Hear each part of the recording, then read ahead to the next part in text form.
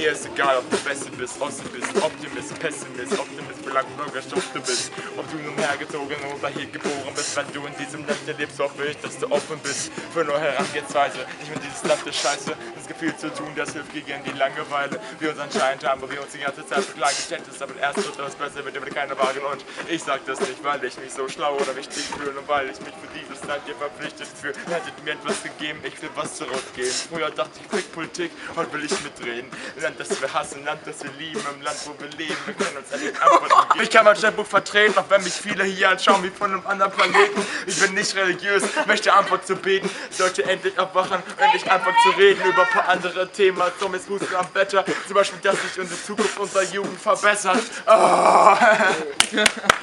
Thank you. Grande, cara!